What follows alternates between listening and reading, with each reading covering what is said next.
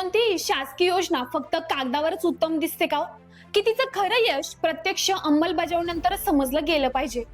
योजना तर खूप येतात, पण सर्वात मोठा प्रश्न म्हणजे त्या कधी अंमलात आणल्या जातील याचा मात्र कोणालाही थांगपत्ता नसतो.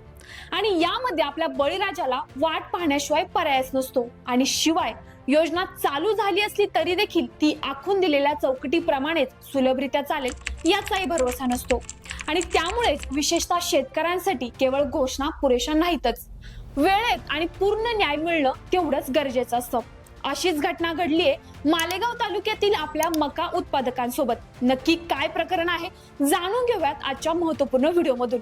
नमस्कार शेतकरी बंधू आणि भगिनींनो, पालवी ॲग्रिको मधून मी मोनिका आजच्या महत्त्वपूर्ण व्हिडिओमध्ये आपलं मनापासून स्वागत करते. मालेगाव तालुक्यात किमान आधारभूत किंमत योजनेअंतर्गत सुरू करण्यात आलेली मका खरेदी योजना याच जिवंत उदाहरण ठरत आहे. हमी भावाच्या नावाखाली शेतकऱ्यांच्या अपेक्षा उंचावल्या, मात्र प्रत्यक्षात या योजनेने शेतकऱ्यांना दिलासा देण्याऐवजी आणखी अडचणीत ढकललेलं पाहायला मिळालं.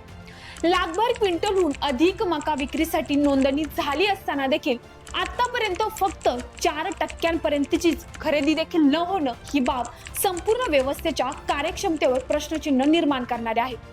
सन 2025-26 या हंगामासाठी शासनाने महाराष्ट्र राज्य सहकारी पणन महासंघाच्या माध्यमातून मका खरेदी करण्याचा निर्णय घेतला आणि मालेगाव येथील शेतकरी संघाच्या केंद्राला त्यासाठी मंजुरी देखील देण्यात आली. बाजार समित्यांमध्ये मका केवळ 1,500 ते 2,000 रुपयांपर्यंतच विकला जात असताना शासनाने जाहीर केलेला 2400 रुपये प्रति क्विंटलचा किमान आधारभूत दर शेतकऱ्यांसाठी मोठा आधार वाटत होता. आणि त्यामुळे मोठ्या अपेक्षेने शेतकऱ्यांनी या योजनेत सहभाग देखील नोंदवला. मात्र या योजनेची सुरुवातच अडथळ्यांनी भरलेली होती. 28 नोव्हेंबर पासून ऑनलाईन नोंदणी सुरू झाली असली तरी देखील ती उशिरा सुरू झाली आणि सुरुवातीला केवळ 4 दिवसांचीच मुदत देण्यात आली होती.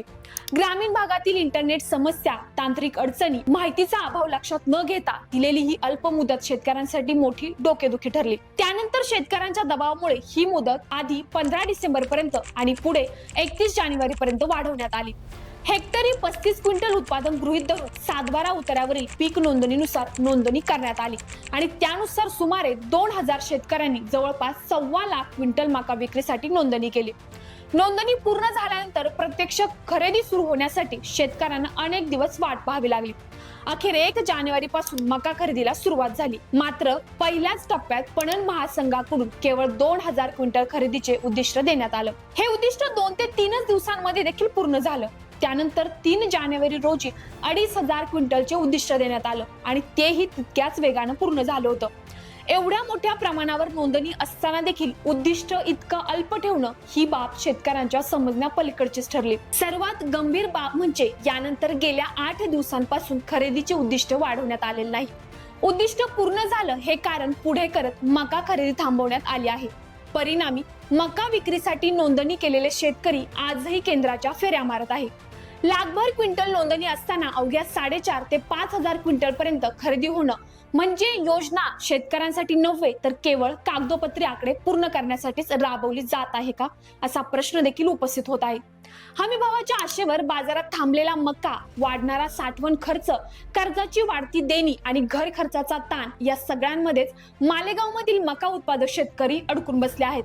आज प्रश्न केवळ एका मका खरेदीचा नाहीच हो, तर शेतकऱ्यांच्या विश्वासाचा आहे, जो पुन्हा मिळवायचा असेल तर घोषणापेक्षा कृती अधिक ठोस आणि संवेदनशील असणं गरजेचं आहे. तर शेतकरी बंधूंनो, यावर आपलं काय मत आहे कमेंटद्वारे नक्कीच कळवा. सोबतच असेच नवनवीन आणि महत्त्वपूर्ण व्हिडिओ पाहण्यासाठी आपल्या पालवी ॲग्रिको चॅनलला सबस्क्राईब करायला विसरू नका. धन्यवाद.